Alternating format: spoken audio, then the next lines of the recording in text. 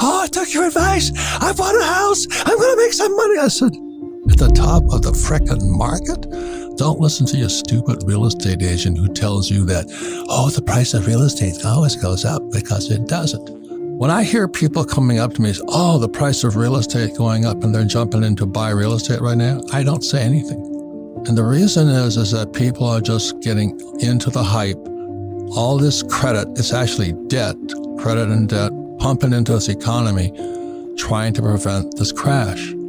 And if inflation keeps going, I get richer. I am extremely happy. And I think Biden, I'm not Republican or Democrat, he intentionally wants inflation. That's why he shut down the XL pipeline. That's why he stopped drilling to get oil prices up. When oil prices go up, you know, all these truckers in Ottawa screaming they can't get food to the table and all this, prices of food go up. Inflation keeps going up regardless of what's going on, just because the policies of the Biden administration, shutting down the XL pipeline, stopping drilling of oil, so the price of oil goes up. I watch all this, and meanwhile, these people are jumping out and buying real estate like there's no tomorrow, and I can't even talk to them. We're on a turning point. But please understand, ladies and gentlemen, inflation makes the rich extremely rich. The middle class will pay higher taxes, and the poor will get poor because they're the ones who can't afford that $25 Wagyu steak that my friends are selling. So that's why we're in the biggest critical turning points, and that's why I don't know how many years ago when I walked past Richard's book and Borders, and it says the dollar crisis.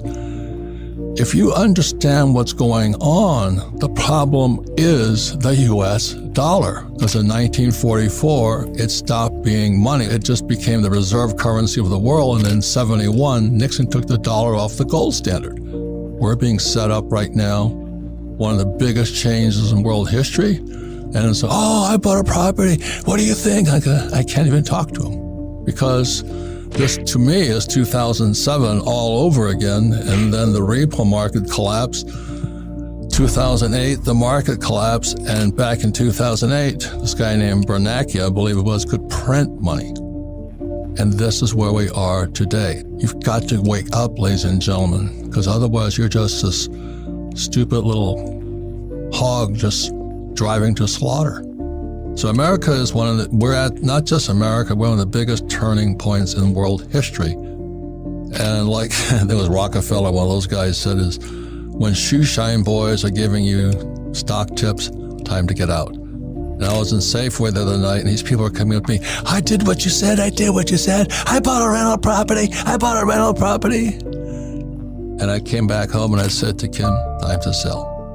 It is so dangerous, but you can't talk somebody out of it because they drank the Kool-Aid. So that's why I'm really honored to have a dear friend, Richard Duncan, been friends for years. He helped Kim and I time the last turn back in 2008. We made fortunes because while everybody was selling, we were buying. And that time has come again. And so that's why please listen to what Richard Duncan has to say. A few months ago, the Fed was still creating $120 billion every month. And then in November, they said they were going to start tapering that, reducing that by $15 billion a month.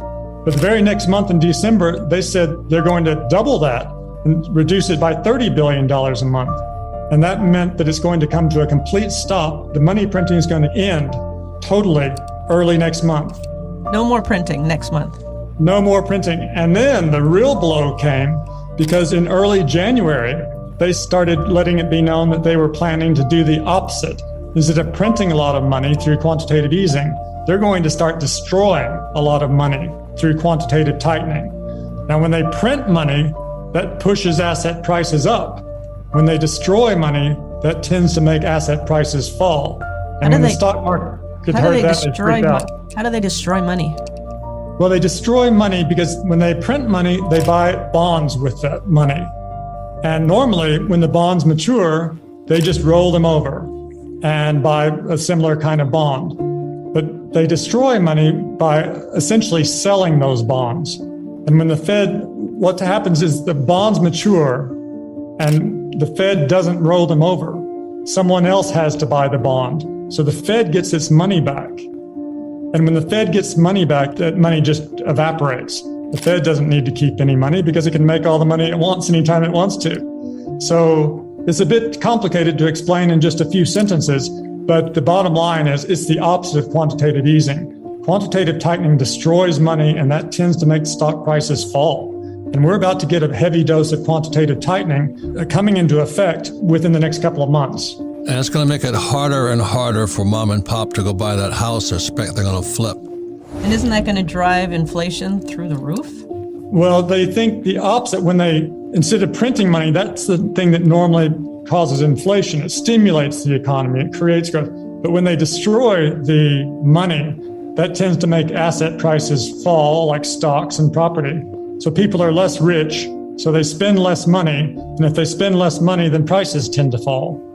So that's why they're doing this. They're worried now that the inflation rate has moved up to 7%, and they're taking steps to bring it back down. But what they may find is this could cause a significant stock market crash. And already last month, the S&P fell almost 10%, and NASDAQ fell 15% between the 4th and the 27th last month. And some of the high-flying stocks got hit a whole lot harder than that. Look at Meta or Facebook, whatever those guys I call now, they tanked. It lost 26% in a day, destroying $230 billion of American wealth. There goes your 401k, sweethearts. And that's why I spoke out against 401ks forever. And then all you guys who you're planning on renting your property, people won't be able to afford the rents. That's what it means. Well, so total credit is equal to total debt, because one person's loan is another person's debt, right? So the two have to equal each other. So one way of thinking about this, the easiest way to think about it, is all the debt in the country. Government debt, household sector debt, corporate debt, financial sector debt, all the debt. It first went through $1 trillion in 1964 when I was 4 years old. Now it's $90 trillion, from 1 trillion to 90 trillion during my lifetime. And this credit explosion, which would not have been possible if we had remained on a gold system where dollars were backed by gold. But this explosion of credit has transformed the world. Wait, Richard, hang on. You're speaking like an economist again. Credit is what the Fed and the Treasury allow people to get to the big banks, like Wells Fargo and all that. And that credit then allows people, the banks, to send out debt. So then corporations and individuals come in and they take credit and they turn it into debt, but it's the same thing. So by creating credit, debt could explode. Am I correct on that or incorrect? No, I think you put that exactly right. Yeah, credit's not a word people use. They use credit card, but they think about debt, their household debt. So that's what I'm saying.